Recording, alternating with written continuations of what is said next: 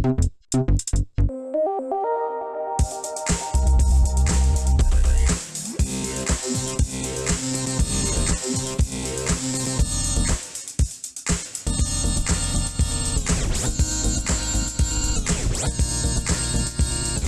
et bienvenue dans la dernière conférence, en tout cas qui se passera ici à Paris. On est en conférence, c'est le secret du doublage, en compagnie de Pascal Chemin, Frédéric Souterel. Bonjour mon bon monsieur. Marc Lesser. Oui, Marc Lesser, c'est lui. Marc, ouais.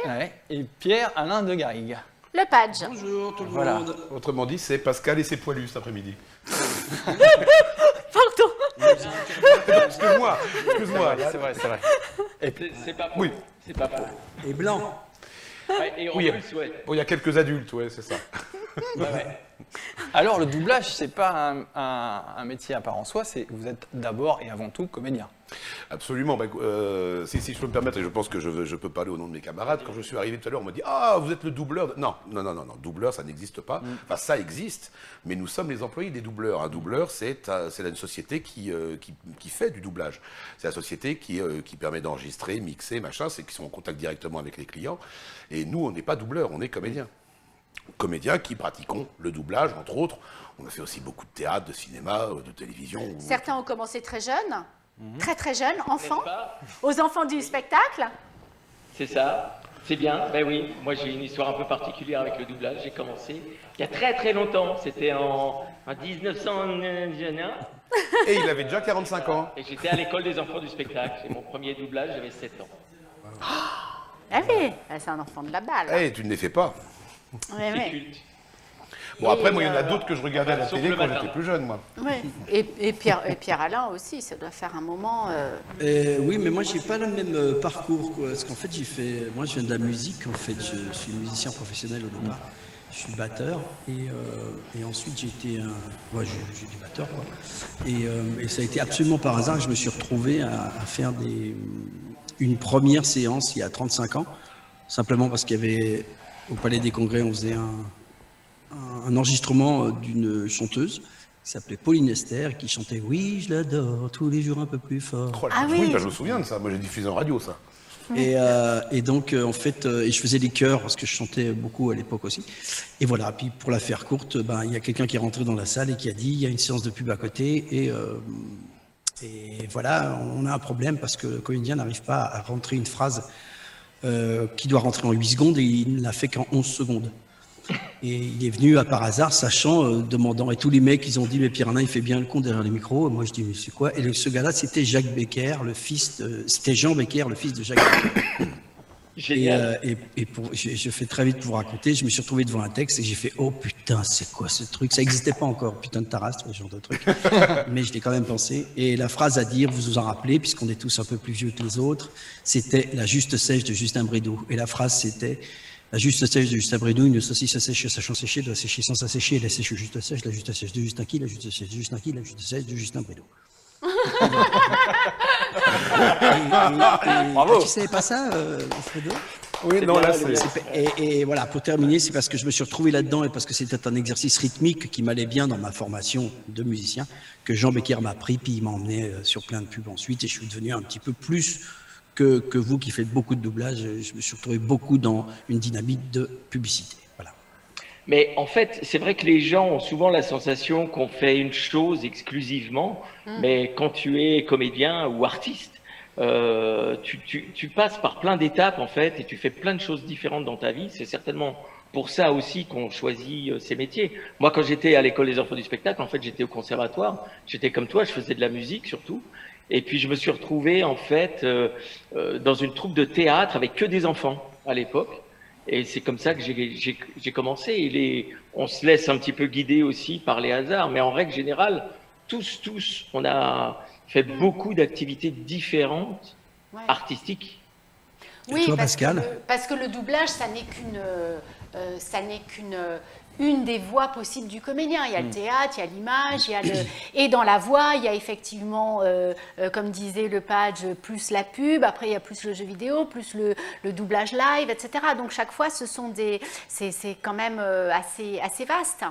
Et on ne fait pas qu'une spécificité. C'est pas exclusif. Par exemple, c'est pas exclusif. Moi, quand je suis arrivé sur le doublage, parce que je répétais un Barbier de Séville, je faisais l'infâme Don Basile, et le type qui jouait Bartolo, lui, il était directeur artistique, et à un moment, il me fait, dis donc, toi, t'as une voix intéressante, t'as l'air de savoir jouer, viens, je vais te montrer quelque chose. C'est ça, moi aussi, c'est par le théâtre. C'était Bernard Young, pour pas le citer, Bernard Young, et c'est comme ça que j'ai assisté à mes premiers plateaux de doublage.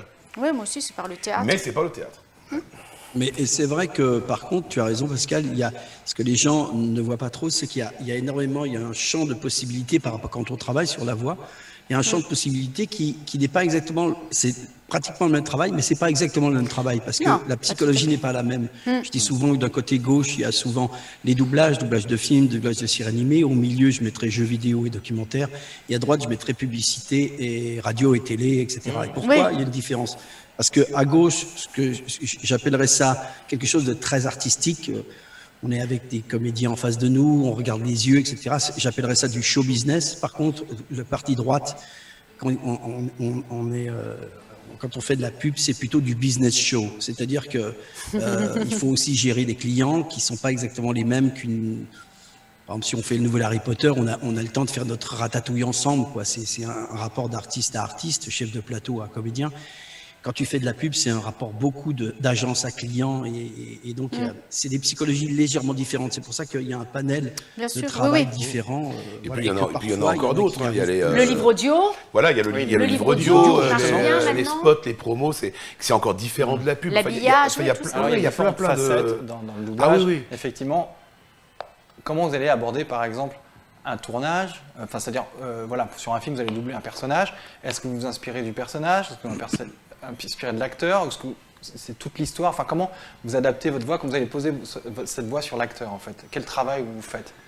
Alors, je vais me permettre, en règle générale, il y a déjà une question de physique, parce que je ne sais pas si c'est parce que les DA reçoivent des directives ou bien si c'est une question de fainéantisme, mais j'ai l'impression que par moment, on distribue de plus en plus au physique. Je veux dire que depuis quelques années, je me retrouve quand même essentiellement sur des gros barbus, très curieusement. Heureusement pour toi que t'es pas sur des gros barbus. Mais j'ai tendance à me piquer du boulot. Mais je veux dire, donc naturellement, j'ai une voix qui colle, j'ai envie de dire déjà au physique du bestiau. Après, il y a des choses aussi qui peuvent surprendre parce qu'on peut très bien avoir un mec extrêmement baraqué, machin, avec une voix légère. Auquel cas, soit si on veut être fidèle à la VO et on prend quelqu'un d'autre que Soutrel, ou bien on prend on prend Marc Lesser. Si le gros barbu a moins de 14 ans, on appelle Marc Lesser. Ou sinon, on fabrique une VF, parce que moi j'ai vu aussi des DA qui disaient j'en ai rien à foutre de la VO, moi c'est la VF que je fais. Et donc du coup, ils s'approprient totalement l'œuvre et pour donner en gros sa vision. Alors, est-ce que c'est une bonne idée, pas une bonne idée? J'en sais rien, je suis pas là pour juger. En tout cas, c'est un boulot que je trouve aussi intéressant de réinventer un truc. Après, clairement, on trahit l'œuvre d'origine. Il y a aussi ça. Mais c'est important parce que, par exemple, quand on voit une VF qui est doublée par des Français ou par exemple par des Canadiens, nous, en tant que Français, on est moins... Enfin, moi, personnellement, quand ça m'arrive, je dis, tiens, on est moins dans le film. Les acteurs nous parlent moins. Je sais pas, Marc. Parce que le doublage, il faut pas oublier que le doublage, c'est pas juste une adaptation des mots. C'est aussi une adaptation culturelle. Pourquoi le doublage? C'est que nous, on dit les choses d'une certaine façon, avec certaines intonations pour faire passer certaines émotions. Et même si le Québec, il partage notre langue, ça va peut-être pas être obligatoirement les mêmes intonations, la même façon de faire passer l'émotion. Et moi, souvent, je dis que le doublage, c'est pas juste une traduction. Sinon, on a les sous-titres pour ça à ce moment-là et on regarde en VO. Mais le doublage, c'est aussi une adaptation culturelle pour que les spectateurs puissent être bien dans le film et bien capter ce qui se passe et ressentir les émotions qui sont exprimées à l'écran. Alors après, moi, il a pu m'arriver de participer à certains doublages où, parce que j'ai vu comment c'était fabriqué ou machin, où je trouvais le résultat tellement minable par rapport à l'œuvre d'origine que je ne montrais à mes enfants que la version québécoise. Ça, c'est arrivé. C'est arrivé 2 fois. C'est arrivé 2 fois que je participe à une VF. Il y a aussi un processus qui est peut-être pas... Vous m'entendez? Oui, vas-y. Il y a peut-être un processus qui est aussi, qui est peut-être pas un gros mot, mais on le voit souvent dans les jeux vidéo, par exemple, on s'adapte aux personnages souvent américains ou anglais. On est presque en processus d'imitation. Je veux dire, dans la rythmique et dans la hauteur de voix. Je trouve que un petit peu dans le dessin animé et dans le jeu vidéo, en tout cas pour mon expérience, hein, je parlerai que pour moi, mais c'est, tu vois, sur League of Legends par exemple, sur Kled, c'était un choix qui était hyper, il fallait être extrêmement énergique, extrêmement dynamique, et je me rappelle que les gens de chez Riot, ils étaient très au niveau de la note à prendre, ils voulaient vraiment que ça soit la même note précisément que l'américain a pris. Alors que il y a d'autres projets où, comme tu dis, Fred, on est un tout petit peu plus libre, ou comme je sais pas qui disait, tu disais, Fred, ok, je m'occupe de la VF et pas de la et pas de la VO, voilà, j'invente. Mais la plupart du temps, on a un sens, je dirais, on a aussi un sens d'observation, évidemment, de l'acteur, mais on a aussi un sens d'imitation, pas d'imitation, d'approximation de ce que fait déjà l'acteur, dans son énergie, dans son œil, comme disait Patrick Poivet. Voilà. Mais c'est marrant, j'allais y venir à l'œil, justement. Oui, c'est ça, quand tu disais comment est-ce que vous rentrez après, indépendamment du fait de choisir tel comédien ou tel autre, avec telle voix, si la voix est plus légère, plus haute que l'original, enfin plus légère, plus basse que l'original, peu importe, c'est comment nous, est-ce qu'on travaille en live, et bien effectivement, on est dans le personnage, enfin, c'est-à-dire qu'on est dans le regard, on chope ça, quoi. Donc après, oui, c'est aussi une création, mais on a quand même une partition qui est très qui est déjà écrite, qui n'a rien à voir avec l'image. C'est ça, par exemple. Non, c'est pour la sincérité, c'est simplement pour l'émotion. En live. Pour ce qui est en live, en fait, on va vers l'image naturellement, on le fait de toute façon. Ça peut être qu'une approximation, effectivement, mais on a tendance naturellement, quand on voit notre personnage à l'écran, à aller vers lui. On repère, parce qu'on finit par prendre l'habitude, on repère même s'il y a des choses physiques qu'il fait, on a tendance devant notre micro à les imiter, et obligatoirement, ça peut moduler le placement de notre voix. Il y a une chose qui est très importante, notamment, c'est bien repérer le rythme d'élocution de ton personnage. Et tout ça fait que ça s'adapte à ce qu'il a joué à l'écran. Mais pour terminer, je voulais simplement dire que c'est justement moi le reproche que je ferais aux jeunes qui veulent entrer dans le doublage et qui veulent faire du doublage sans avoir pris de cours de théâtre. C'est que ce qu'on double, c'est pas seulement un texte, c'est pas seulement une bouche, c'est surtout le regard. C'est une émotion, une sincérité, une intention. Et ça, pour le piger, ça, sur la façon de le jouer, il y a des études, pour ça s'appelle des écoles de théâtre. Encore une fois, moi, je confierais pas ma vie à un chirurgien qui n'a pas fait médecine. Mais bon, ça, c'est perso. Alors, justement, sur ce, comme tu disais, parfois, tu ressembles beaucoup physiquement au personnage que tu vas doubler, pour ta part.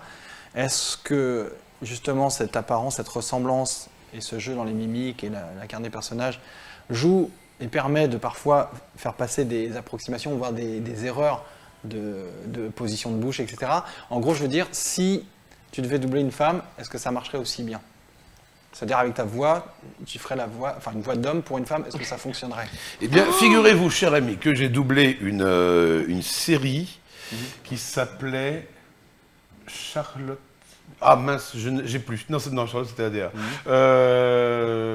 Ah mince, j'ai plus le titre. Où je jouais la mère de l'héroïne. D'accord. Je jouais alors parce que c'était une dame qui avait une voix très très grave, une voix d'homme très clairement en VO, et donc du coup j'ai été choisi pour faire la maman, ce qui fait que maintenant Valérie Vacher m'appelle maman, ce qui a le nom de magazine. Donc en fait il y a un vrai travail d'adaptation, parce que du coup il n'y a pas de tricherie, on est vraiment... Ah mais non, mais c'est la question que je voulais... Mais on joue un rôle, on joue le rôle d'une femme, là en l'occurrence je jouais le rôle d'une maman quand mon ami, et là je vais pas parler de doublage, mais quand mon ami Frédéric Cuif, dans Mon Isménie, monté par Daniel Mesguich, joue le rôle de Chiquette, il se pose pas la question on lui demande de jouer une femme, on lui demande pas de singer, de parodier, de machin. Et il faut qu'il trouve chez lui la féminité qui va permettre de rendre accessible le rôle, et audible, sans être ridicule. Et crédible. Mais après, ce qui est intéressant, c'est aussi que tu as raison de dire qu'on a commencé là-dessus en disant on s'adapte totalement à ce que fait l'acteur. Mais il y a aussi et on l'a vu avec nombre d'exemples incroyables dans notre profession en France, des gens, des Américains en l'occurrence, prenons cet exemple-là, qui avaient des voix plutôt pas mal, mais qui ont été bonifiés, absolument bonifiés par la personnalité des Français qui les doublaient. Je parle, il y a énormément de séries, je sais pas moi, Starsky Hutch par exemple. Ouais, amicalement. Oui, absolument. Oui, oui. Je me rappelle. Oui, vas-y Pascal, pardon. Non, mais vous avez raison. Oui, enfin, tout ça, enfin, nous, ça nous parle parce qu'aussi, ils sont mais c'est vrai que la voix, les voix françaises, etc., qui étaient d'ailleurs complètement différentes, hein, je crois, pour Starsky Hutch et tout. Bien moins marrant. Mais tout d'un coup, ça devient crédible et c'est absolument. Alors oui, on sait que c'est du doublage, bien sûr, mais de toute façon, les gens ne sont pas dupes, hein, les gens qui voient en VF. Souvenez-vous de Francis Lax sur Magnum. Hein. Mais oui. C'est Francis Lax qui racontait quand même qu'un jour il était en interview radio et que quand il est sorti différemment, on a peut-être tendance à être ce qu'ils appellent plus dans les voice-alike, c'est-à-dire les mêmes voix que la VO pour le doublage en tout cas. Et c'est vrai qu'il y a quelques années, il y avait peut-être plus de on va dire de voix un peu atypiques qui arrivaient à percer, même sur des gens comme Tony Curtis dans Amicalement Vôtre. C'était Michel Roux, et Tony Curtis ne voulait pas être doublé par quelqu'un d'autre. Et Amicalement Vôtre a mieux fonctionné en France avec la VF qu'on connaît qu'en VO. Et tu as des rencontres très très étonnantes. Absolument, Ton Altesse. C'est vrai, par exemple, l'autre jour, j'ai été invité sur l'émission qui s'appelle Le Stream, et le débat, c'était VO-VF, et ils avaient pris comme bagarre, je dirais, la VO de Shrek. Et tout le monde était emmerdé, parce que d'un côté, tu as Eddie Murphy, et de l'autre côté, tu as le génie de Medondo, et puis de l'autre côté, tu as Mike Myers, qui est super, mais tu as Chabat de l'autre côté, qui amène du Chabat, quoi. Bien sûr.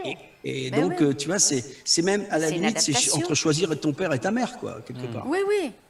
Bon, j'ai choisi ma mère. Non, je déconne.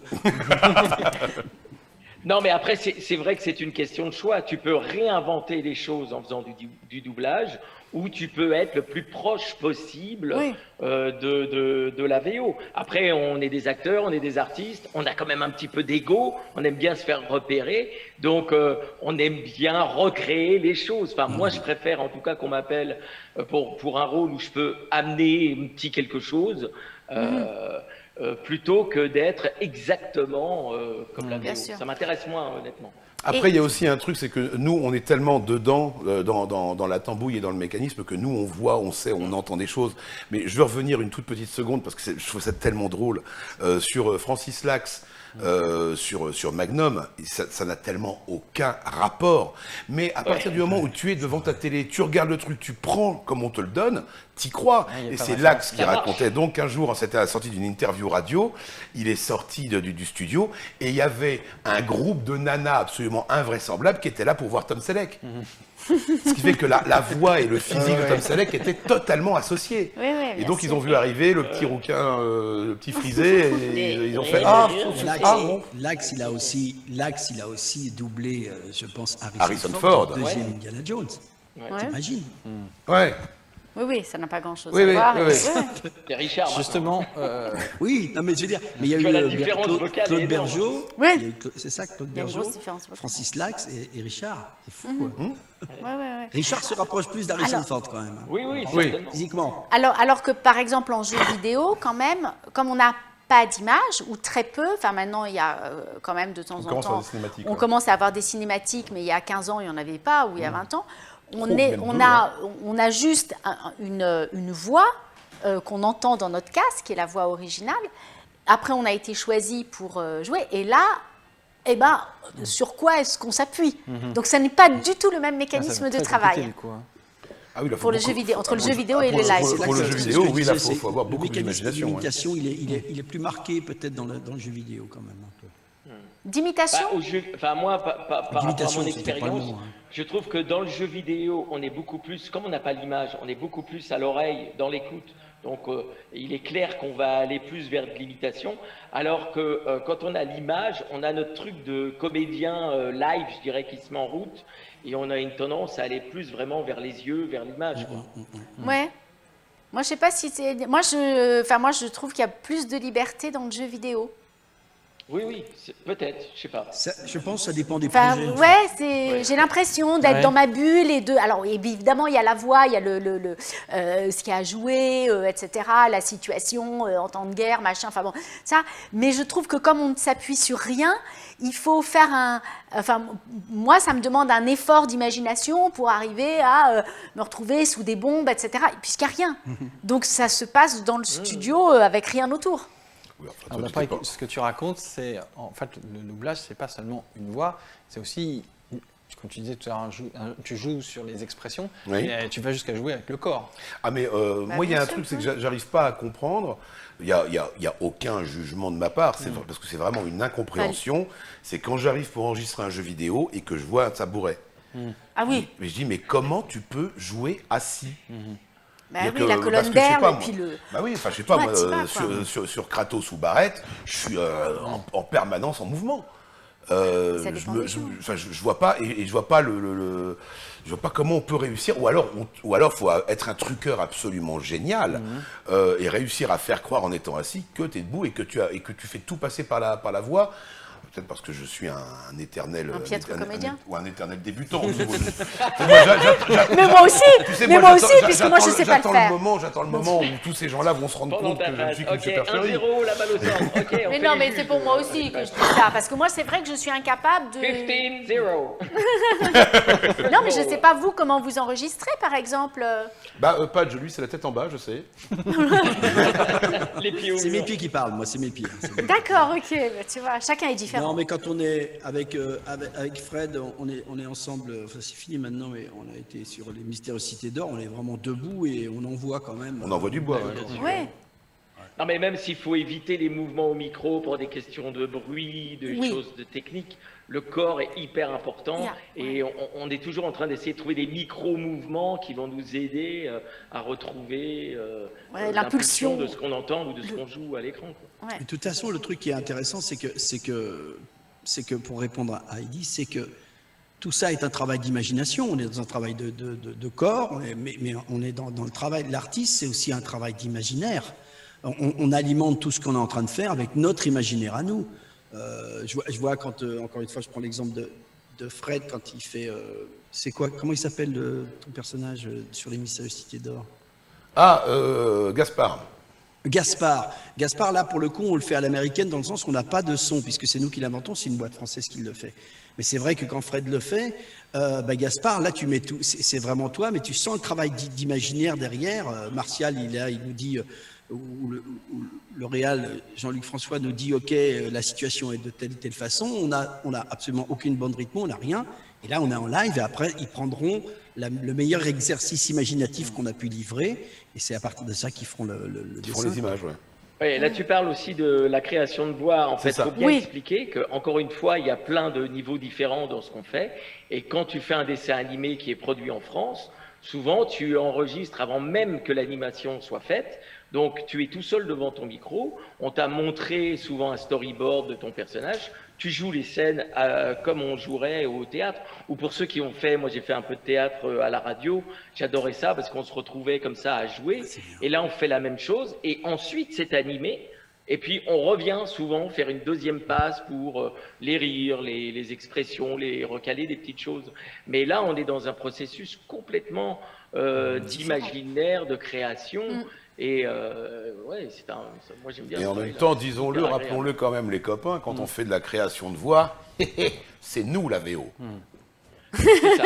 Oui, c'est pas faux. C'est intéressant dans tout. Là, tu deviens original. Pour une fois, là, tu es original. Fred a raison. Ce qui est intéressant, ça fait mal aux fesses, mais il a raison. Voilà. Je fais exprès, on prend des voix de merde inimitables pour que quand la version dans les autres pays sera faite, ils n'y arrivent pas. Voilà, c'est ça. Bah, c'est pour ça que régulièrement, pendant les prises, moi je pète. Moi j'ai entendu la voix de Fred Soutrel en japonais. Ça marche pas. C'est moins bien, hein. C'est moins bien, hein. C'est moche. Dans God of War, ça me fait moins. C'est moche. Vous êtes bêtes, mes copains. Mais vous êtes bêtes. on se rend bien compte à ce niveau de la discussion que... On se déteste, oui, oh bah oui. Non, que vous êtes avant tout des comédiens, des acteurs. Tout à fait. Et doubleurs, c'est une flèche à votre arc. Enfin, mais encore une fois, doubleur, c'est un autre métier. Ouais, c'est l'entreprise qui nous embauche. Oui, voilà, non, mais c'est juste pour préciser. Mais quand tu entres dans une boulangerie, tu ne vas pas dire bonjour monsieur le boulanger, tu vas dire monsieur le boulanger. Bon, Non, là, nous, notre boulangerie, c'est le doubleur, et nous, on est les boulangers, nous sommes comédiens. Ce que je comprenne dans ça, c'est que vous êtes d'abord, et vous êtes comédien. Susceptible, on est d'abord susceptible.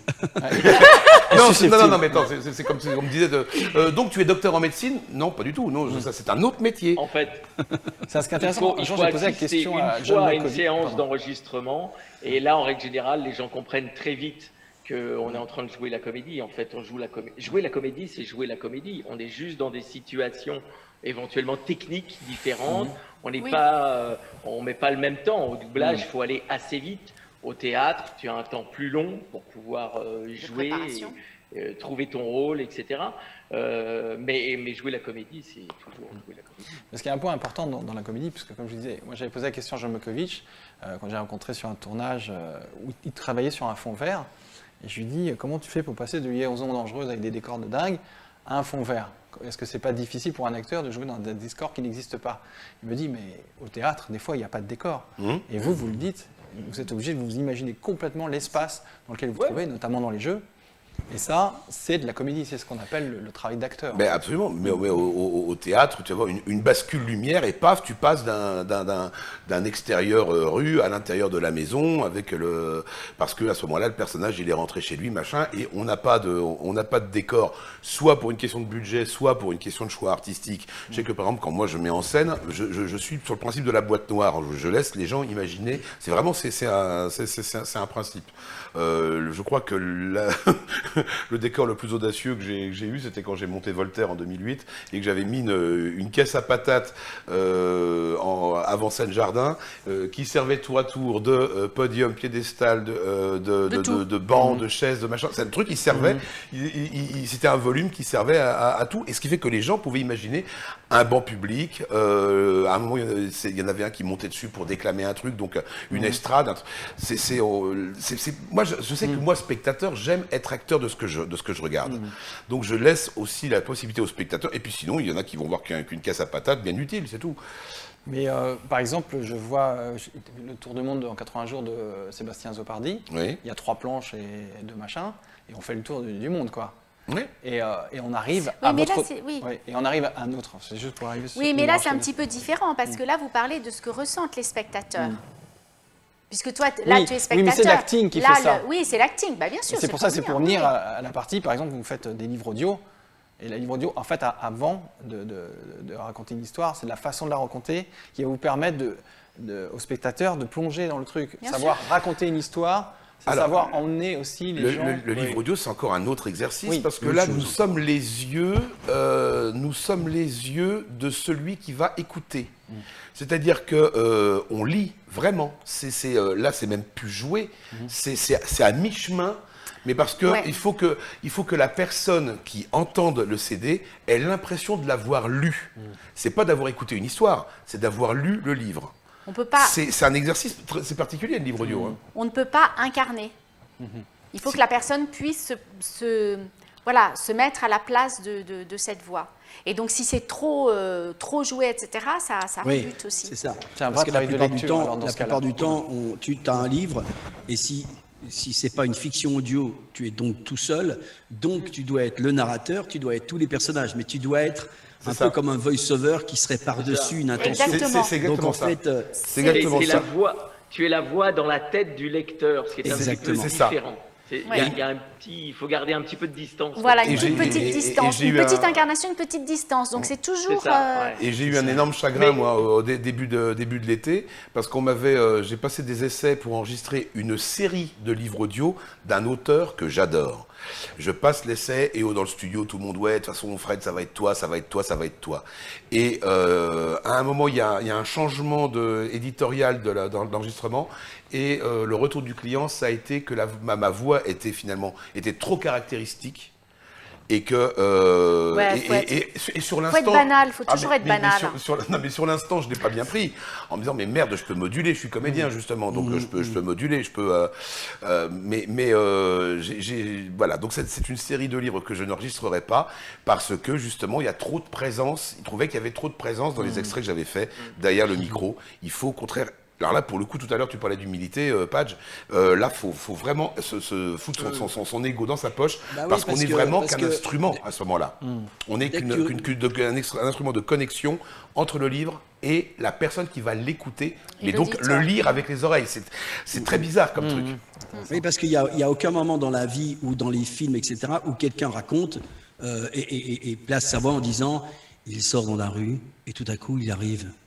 Voilà, puis après il prend ça arrive jamais, c'est-à-dire que ça tu le vois. Donc en fait tu dois raconter, mais si ensuite tu racontes la situation, mais si ensuite tu dois incarner un personnage, un détective ou quelqu'un qui va mourir, si tu le joues trop, c'est plus pareil. On doit aussi comprendre, enfin en tout cas le lecteur doit comprendre que tu es la même personne, même si c'est évident.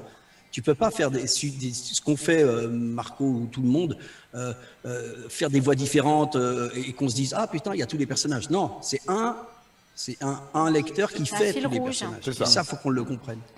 C'est vraiment un exercice particulier. Pour revenir à ce qu'on disait sur l'imaginaire, pour revenir sur ce qu'on disait sur l'imaginaire, souvent les gens ne se rendent pas compte à quel point, quand on pratique notre travail, à quelque chose près, on est tout le temps dans cette recréation de ce qui se passe. Parce que nous, on ne fait pas les films dans l'ordre. Quand tu arrives et que tu as une petite séquence, le directeur artistique t'a choisi. En règle générale, s'il a bien fait son travail, tu corresponds au personnage. Il sait que tu peux le faire. Il sait que tu peux recréer ce personnage. Mais en fait, il va te raconter ce qu'il y a en amont, en aval de ta scène. Mais toi, tu les auras pas vus. Ouais. Et souvent, tu as une séquence, genre au début du film, au milieu, à la fin, et toi, tu vas jouer ça, tu vas voir ces scènes-là, mais tout le reste, on te le raconte, tu ne l'as pas vu. Et ce qui est génial, c'est que toi, tu es complètement en train de recréer ces relations-là. Ton personnage est supposé avoir des relations avec des gens dans le film que tu n'auras pas vu. Et on est toujours en train de projeter comme ça son imaginaire là-dedans, et ça, nous, on finit par plus remarquer, mais pour le faire automatiquement. Mais c'est fou comme toutes nos expériences nous servent, toute notre culture. Faut se servir de tout ce que tu peux avoir dans ta tête, en fait, pour retrouver le fil comme ça. Et c'est vrai, tout à l'heure, je ne sais plus lequel a dit, on raconte des histoires. Moi, je trouve qu'on oublie trop souvent ça. On raconte des histoires, c'est tout ce qu'elle est en train de faire. Il faut toujours faire très attention à l'histoire qu'on raconte, l'histoire du film, l'histoire de ton personnage, l'histoire de la scène que tu es en train de jouer. On oublie très très souvent ce truc-là et moi je tiens beaucoup à ça. Moi ce qui me fascine quand même, hein, pour reprendre cet exemple, c'est quand on fait un film, les gens ne se rendent pas forcément compte, mais c'est pas dans l'ordre chronologique. Et quand on joue un personnage, on peut commencer par la fin. Ah oui, totalement. Au début du film. Tu parles le tournage en live image, ou non, doublage de film, ouais. Tournage image, oui. Tournage image ou même film. bien Alors sûr. on revenait sur comédien. Ah non, là, moi, la semaine dernière, j'ai fini de tourner un film dans lequel je suis mort il y a 1 an et demi. Ça t'a mis du temps à mourir. Ah oui, mais moi je suis une vieille carne, moi, si tu veux. Moi, c'est la mauvaise herbe, 7% débarrassé. C'est un peu un Covid à l'envers, toi. Voilà. Un peu de ça. Tu veux pas le faire? Pas en direct, non. Ça va pas, non. J'ai un peu de pudeur. Non, mais c'est vrai que, comme disait Marc et qu'on vient d'en parler, c'est exactement, donc c'est vraiment l'exercice d'imagination auquel on est confronté ou auquel on adhère. Est exactement le même qu'un acteur qui va s'alimenter d'un scénario, sachant qu'il va être obligé de délivrer sur telle scène, une scène qui n'est pas dans l'ordre chronologique. Donc c'est vrai, c'est un vrai exercice d'imaginaire, et ça c'est génial. Après, il faut aimer ça et aimer cette pression-là. Alors il y a aussi ça, et puis alors parce que j'ai au moins 2 exemples moi sur les dernières années de doublage de personnages qui sont totalement en parallèle avec l'action principale. C'est-à-dire que je double un perso qui est là, qui est présent, mais qui n'interagit pas avec l'intrigue de la série ou du film. Ce qui fait qu'en fait, c'est quand je les regarde en tant que spectateur que là, je découvre la vraie histoire. D'accord. Je pense là, en l'occurrence, à Umbrella Academy, où je suis toujours en parallèle avec ma camarade Laura Zichy qui double Mary J. Blige. Le duo comic relief un peu de la série Umbrella Academy. Mais nous, on n'était absolument pas au courant de ce qui se passait dans l'intrigue, puisqu'on les voit jamais. On court après des gens que finalement on voit jamais. Et sinon, j'en avais un autre, c'était dans le film Tous en scène, où mon personnage passe les 2 tiers du film en tôle, ce qui fait que donc il se passe l'intrigue principale, mais moi, comme je ne double que mes scènes, donc moi, l'arrestation, la tôle, le petit comeback sur la fin. Donc j'ai découvert le film au cinéma. C'est pas en studio que j'ai très c'est pas en studio. Ouais. Alors ça vous arrive aussi de doubler. T'étais le père du gorille. Du gorille. Waouh, ça. j'ai adoré ce film. J'ai adoré. Moi aussi. Hein? Ah, tu faisais le mouton? Le copain de... Waouh, j'ai adoré Il ce était film. chouette ce film. Ouais, Il était super ce film. Il est très très chouette ce film. Je suis très fier. Et la VF était pas mal du tout. Disons-le, peut-être. Moi, pour le coup, j'ai même pas vu la VO. Là, je me suis dit, je me désintéresse. Ah bah non. Oh, j'ai snobé. Ouais, c'était Bruel, ouais. Mais il a fait tout seul. Mais pas mal d'ailleurs, Bruel dessus. Alors moi j'ai une question pour Marc tout à l'heure, mais juste je voulais finir sur lorsque ça vous arrive de doubler 2 personnages, c'est-à-dire vous incarnez 2 personnages dans une histoire ou dans un dessin animé Oui. Dans un dessin animé, c'est relativement, c'est assez fréquent. Enfin, ça peut être fréquent. Sur un live, c'est plus difficile quand même. Oui, mais sauf des petites ambiances, des petits trucs, mais sinon non. Ah ouais, ça m'est arrivé d'avoir plusieurs récurrents dans une série, et c'est là où quand j'ai commencé. La série s'appelait Atomic Betty, et je faisais un petit robot qui faisait « Laissez-moi 1,47 secondes pour y arriver ». Je faisais le chef des gardiens galactiques. « Atomic Betty, j'ai une mission à vous confier ». Et je faisais le grand méchant de l'univers à partir de la saison 2. « Atomic Betty, je vais t'exploser ta gueule ». Et ce qui était très rigolo, c'était d'avoir les 3 qui discutaient ensemble et de se dire « Mais il n'y a pas un gamin qui regarde ça qui s'imagine que ça sort du même gosier ».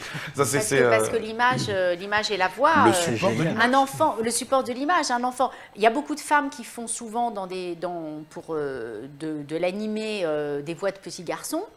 Les enfants qui regardent un petit garçon qui a une voix, pour eux, c'est la voix d'un petit garçon. Or, ça va être une comédienne qui va doubler le rôle. Mais c'est le support des 2. Et après, comme c'est de l'animé, si cette personne a également fait une petite fille ou une femme, etc., où là, on va voir, je sais pas, une maman, un truc avec des couettes ou je sais pas quoi, eh ben oui, ce sera une fille. Et il y aura pas il peut pas y avoir de corrélation, il peut pas y avoir on peut pas faire le lien entre les 2 voix, puisque les images sont opposées. Donc, on va aussi vers... parce qu'on nous donne les émotions, elles sont ressenties à la fois par la voix, mais aussi par le visuel. C'est un ensemble. Alors Marc, j'ai une question pour toi d'un internaute. Marc, comment comment t'es venu l'opportunité de travailler sur Dragon Ball Z? Oh là, mais c'est très très vieux, c'est une vieille histoire. Parce qu'il avait fait Dragon Ball X avant. Ouais. Moi, je suis arrivé donc, j'ai fait Trunks du futur. C'est comme ça que je suis arrivé sur Dragon Ball Z. En fait, c'est des gens que je connaissais, c'est une société pour laquelle je travaillais. Je connaissais bien Pierre Trabeau, j'avais déjà travaillé avec lui avant, j'avais déjà fait d'autres animés avant. Et on m'a fait venir parce qu'arrivait Trunks du futur, fallait une voix un peu d'ado. Et il ne voulait pas reprendre quelqu'un qui était déjà dans l'équipe parce qu'à l'époque, on faisait beaucoup les animés en équipe, on était une dizaine et tout le monde faisait un peu tous les rôles. Et en fait, je suis arrivé là-dessus. Et Trunks du futur repart dans le futur et arrive Sangohan ado. Et comme personne ne pouvait imaginer que Trunks du futur allait revenir beaucoup plus tard, ils m'ont dit reste avec nous, ça se passe bien. Et Pierre Trabeau a demandé à ce que je fasse Sangohan ado. Et c'est comme ça que je suis arrivé dans l'histoire. C'était il y a 25 ans ou 30 ans. Je sais plus. C'était à Voilà, peine né, Collection pour ta réponse. Non mais c'est dingue que cette série continue comme ça, c'est dingue. On n'aurait jamais imaginé parce que à l'époque, quand même, les petits enfants, je vous raconte, il n'y avait pas Internet. On connaissait pas tous ces trucs, on savait pas où ça allait aller, Dragon Ball. Et c'est devenu ce phénomène populaire qu'on connaît maintenant. Mais nous, il y a 25 ans, on était dans le noir, dans un studio, où on essayait de faire ça le mieux possible. On ne comprenait pas grand-chose parce qu'on n'avait pas toute cette culture japonaise et toute cette culture sur l'animé qu'on peut avoir maintenant. Et on l'a fait avec joie, bonheur et tout notre petit cœur. Et voilà, 25 ans après, on m'en parle encore, c'est fou. Ouais, ça c'est fou, c'est vrai. Comment a évolué depuis que vous avez commencé le travail de voix sur les films? J'ai pu dire doubleur. Comment ça a évolué? Comment ça a évolué? Est-ce qu'il y a des gros changements dans le métier? Dans le rythme? On va plus vite. On va beaucoup plus vite. Moi qui ai commencé peut-être un petit peu avant vous, parce que j'étais gamin et on tournait à la boucle, c'est pour ça que ça s'appelait à la boucle. Le film était projeté et en fait, chaque séquence était découpée en toutes petites scènes de maximum 1 minute. Et c'était du vrai film et de la magnétique qui était synchronisée en même temps. Et c'était donc scotché avec une amorce et ça tournait en boucle. C'est pour ça qu'on appelle ça une boucle. Mais maintenant, on a les films numérisés dans la longueur qui nous permettent d'aller beaucoup plus vite. Mais en fait, moi, je trouve que maintenant, c'est un des soucis principaux, c'est qu'on va beaucoup plus vite et puis qu'on joue de moins en moins les uns avec les autres, notamment évidemment depuis le COVID. On joue aussi de moins en moins avec les autres parce que le numérique étant ce qu'il a été et la qualité des micros et tout ça faisant que les ingénieurs du son se sont dit les gars, maintenant je vais avoir je vais avoir le super son, donc en face micro. Donc en fait tu fais ta boucle, on peut être tous là, mais c'est souvent maintenant que plusieurs pistes. On fait comment? Plusieurs pistes, plusieurs pistes. Plusieurs pistes. Et avant, c'est vrai qu'il pouvait y avoir, comme tu dis, dans la boucle, on pouvait être 3 à la barre ou 4, et puis on pouvait un petit peu se chevaucher. Ça ne les dérangeait pas. Maintenant, techniquement, ils ne veulent plus que ça se chevauche du tout. Il y a beaucoup plus d'effets sonores aussi dans beaucoup de films, donc ça leur permet de peaufiner le mixage, etc. Mais par exemple, quand on faisait Friends, on était tous les 6 tout le temps au micro, et je ne suis pas sûr que notre VF aurait été aussi vivante et qu'on aurait pu se permettre les improvisations qu'on a pu faire si on n'avait pas été tous les 6 comme si on jouait une pièce, quoi. Parce qu'en plus, ça c'est de la comédie. Il y a une part technique qui a pris qui n'a pas pris le pas, mais c'est normal, c'est l'évolution des choses. Qui s'est développée. Mais oui, mais là, moi, j'ai une série Dead to Me sur Netflix. On a fait la saison, la première saison il y a 1 an, et on a fait la deuxième saison. On l'a commencé avant le Covid. Covid arrive, donc après, chacune, alors c'est l'histoire de 2 femmes qui sont tout le temps ensemble et qui parlent tout le temps, c'est une amitié féminine, etc. Eh bien, on a enregistré séparément, ça n'a rien à voir. Ça n'a rien... Enfin, moi je trouve, c'était pour rebondir sur ce que Marc disait, le fait d'être ensemble, le fait de machin... Alors même si on dit non, ne vous chevauchez pas, se chevaucher, c'est quand les 2 personnes parlent en même temps et qu'il peut y avoir des syllabes qui se chevauchent, donc pour le montage, c'est compliqué. La fin de l'un et le début de l'autre. Donc voilà, la fin d'un mot et le début, voilà, là on est en train de se chevaucher. Et, arrête, ma femme regarde, mais vous êtes folle, cessez, les canailles. Mais c'est vrai qu'être seul à la barre, ça n'a rien à voir qu'être avec son partenaire ou ses partenaires de jeu. Et il y a quelque chose qui s'en dégage, qui fait, qui fait la vie, quoi. Merde, on n'est pas fait pour être seul dans la vie. Et puis on n'a pas choisi ce métier-là pour jouer tout seul. À la base. De base, on est là pour jouer avec les copains. C'est comme si on prenait plusieurs acteurs, on les fait jouer séparément, on les remet sur un fond vert, on les remet dans le film ensemble, il y aura un truc bizarre. En fait, c'est un peu comme si tu avais deux joueurs de tennis qui jouaient chacun contre un mur. Et puis après, au montage, tu les fous face à face, quoi. Alors justement, en parlant de ça, on voit pas mal le phénomène de deepfake, qui est de coller le visage d'un acteur sur un autre acteur. Alors ça, c'est fait plutôt par des gens qui maîtrisent beaucoup la technologie. Il ne s'est pas fait en production encore très peu sur des films. Et on voit aussi qu'on peut poser des voix en utilisant les timbres et les sons de l'acteur. On peut poser ça sur un acteur et lui faire dire ce qu'on veut avec la voix. Avec une voix. Ah bon?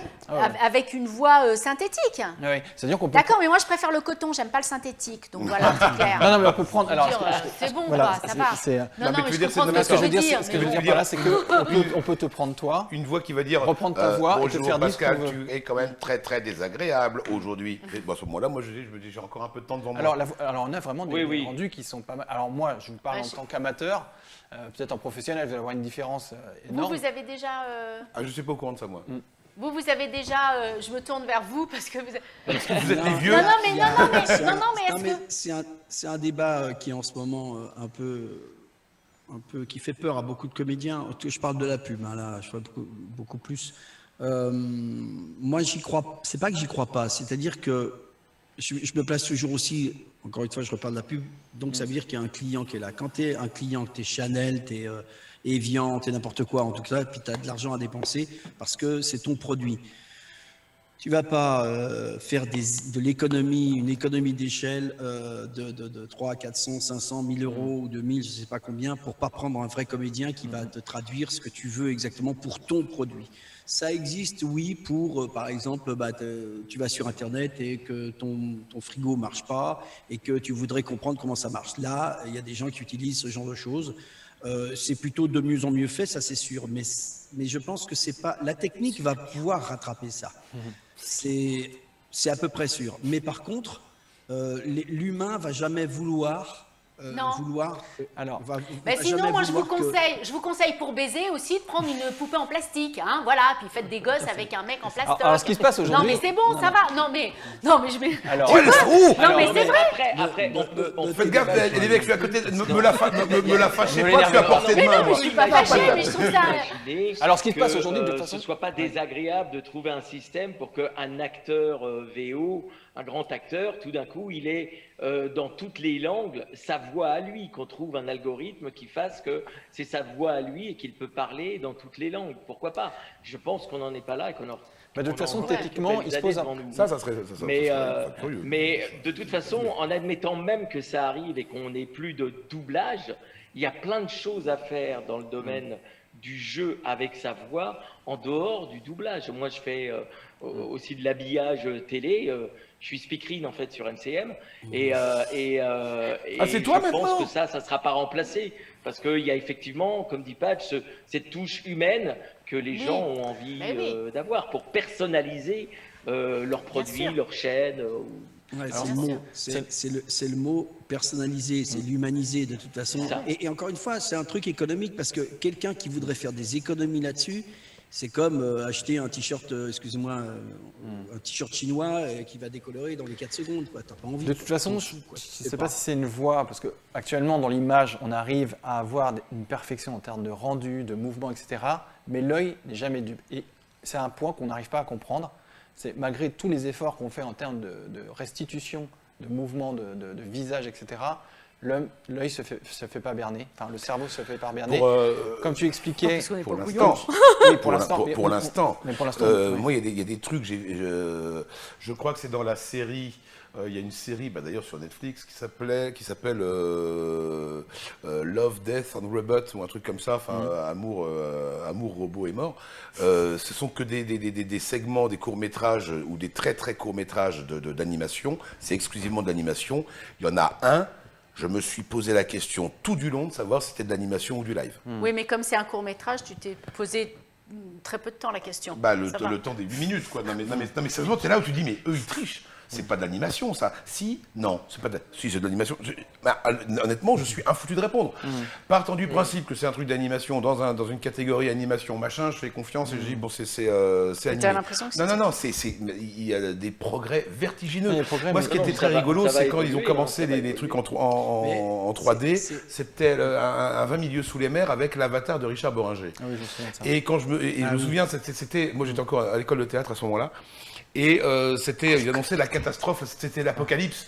On va perdre notre boulot, c'est les images de synthèse qui vont nous remplacer. Et le truc est sorti. Et donc là, on a tous bien rigolé en disant, c'est tellement loin que ça soit au niveau de la gestuelle et au niveau de l'œil. Quand tu regardes les images d'aujourd'hui, celui que je connais le mieux, God of War 2018, tu regardes le machin, c'est invraisemblable. L'émotion qu'il y a dans le visage des personnages, justement les regards et tout, tu fais, mais il y a un degré et ça va aller en s'améliorant. Donc c'est pour ça que je considère que de toute façon, l'avenir de nos métiers, ça reste le théâtre, parce qu'il y a un moment où l'humain voudra se retourner vers l'humain. Mais je finis ce que disait, c'était intéressant sur ce que disait Marco, c'est qu'il y a un truc, on entend ça souvent, vous l'entendez quand on est dans les conventions, etc. Et la question est toujours posée, ou les jeunes qui disent, de toute façon ce métier-là, ça va, il n'y a plus de boulot, ou les comédiens qui te disent souvent, il n'y a plus de boulot, il n'y en aura plus. Il ne faut pas oublier une chose, c'est que nous tous, peut-être certains plus vieux que d'autres, quand on a commencé à faire ce métier, il y avait 2 chaînes de télé. Ok, il y en avait une qui s'arrêtait à minuit et une autre qui s'arrêtait à 11h30. Et donc, il y avait 2 chaînes. Donc, quelque part, maintenant, il n'y avait ni Internet, ni Netflix, ni la technologie, maintenant, tu as une box, tu as 7000 chaînes qui font alimenter 24 heures sur 24. Donc, il faut des réalisateurs, des idées, des voix, des ingénieurs du son, des créations, etc. Donc, les mecs qui viennent vers moi et qui me disent « c'est fini, nos métiers sont morts », c'est pas vrai. Ils se réinventent perpétuellement. Après, comment tu vas te retrouver, toi, dans ta fixité ou dans ton déplacement dans ta vie, comment tu vas assumer ça? Mais évidemment qu'il y a beaucoup plus de monde qui fait ce métier-là qu'avant, parce qu'il y a énormément de trucs à faire. Tu parles de Netflix, t'imagines le nombre de choses qu'il y a à faire quand même. Ah oui. Il y a 40 ans, il n'y avait pas ça. Hein. Non. Bon, je sais pas, je me souviens pas, moi j'étais petit. Oui, toi, tu étais petit, mais Pascal n'était pas né non plus. Mais Marco et moi, qui avons quand même vécu sous Maréchal Pétain et même un peu avant, parce que j'ai bien connu Léonard de Vinci. C'est ça les cheveux. Aussi, on se posait la question. Ah, mais c'est Léonard de Vinci, voilà. Mon premier tournage, c'était avec les frères Lumière, quand même. Hein. Jean-Paul et Ernest. J'étais petit sur le quai de la gare. Mais par contre, c'est moi qui conduisais la loco. Hein. D'accord. À la sortie, tu sais que les gens ils vont se dire tiens, Souterelle il côtoie des gens bizarres quand même. Ouais, des mecs qui habitent dans des télés en plus. Tu vois. Ils sont même pas vrais. Ils sont même pas vrais. Vous avez des images de synthèse. Ils ont des images de synthèse. Et après ils disent mais non, les images de synthèse n'existent pas. Mais si, voilà. Ce sont des images de synthèse. C'est super bien fait, n'empêche. Parce qu'on croit vraiment que c'est eux.